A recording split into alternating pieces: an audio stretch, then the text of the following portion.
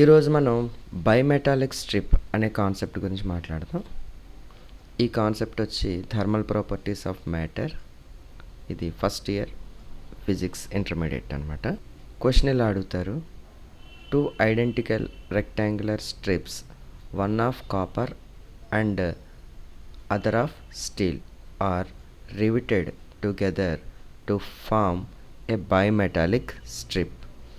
What will happen on heating? ఒక 2 strips ఇస్తారట, rectangular strips. ఒకటేమో కాపరు, ఇంకొకటేమో స్టీల్. ఈ రెండింటిని రివిట్ చేశారట, ఒక రివిటింగ్ అనమాట. సో అప్పుడేం ఫామ్ అయిందంటే బైమెటాలిక్ స్ట్రిప్. బై అంటే రెండు, టూ అనమాట. టూ మెటల్స్ యొక్క స్ట్రిప్ అనేది ఫామ్ అయిందంట.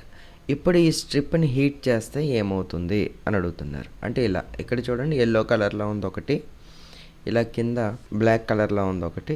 ఈ టూ కూడా రెండు రకాల మెటల్స్ అనమాట. ఈ రెండింటిని ఇట్లా రివిట్ చేశారు. సో దాన్ని హీట్ చేస్తే ఏమవుతుంది అని అడుగు. హీట్ చేస్తే ఏమవుతుందంటే ఇట్లా బెండ్ అవుతుంది అనమాట. సో అది చూద్దాం. ఇక్కడ ఆన్సర్ వచ్చి the coefficient of linear expansion of copper is greater than that of steel. Therefore, when bimetallic strip made of copper and steel is heated, copper strip expands more than steel. ఇక్కడ రెండు రకాల strips తీసుకున్నారు, copper and steel. ఈ రెండింటిని rivet చేశారు.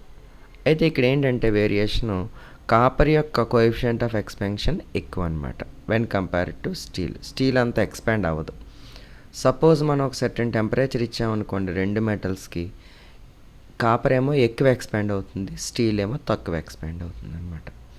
So కాబట్టి రెండింటిని ఎప్పుడైతే రివిట్ చేశారో, ఇప్పుడు టెంపరేచర్ మనం రేజ్ చేస్తాం అనుకోండి, ఏమవుతుంది, ఇది కాపర్ ఎక్కువ ఎక్స్పాండ్ అవుతుంది కాబట్టి ఇదేమో అప్పర్ కాన్వెక్స్ సైడ్ ఉంది, ఎక్కువ ఎక్స్పాండ్ అయింది. స్టీల్ తక్కువ ఎక్స్పాండ్ అవుతుంది కాబట్టి ఇది ఈ యాంగిల్లో బెండ్ అయిందనమాట. So as a result, the copper strip lies on convex side of the bent bimetallic strip. ఇదిగో కాపర్, ఇదిగో కాన్వెక్స్ సైడ్ ఉంది కాపర్, ఇదేమో స్టీల్ ఏమో కాన్కేవ్ సైడ్ ఉందన్నమాట. సో ఇది తక్కువ బెండ్ అవుతుంది కాబట్టి ఇది తక్కువ, ఇదేమో ఎక్కువ బెండ్ అవుతుంది అనమాట.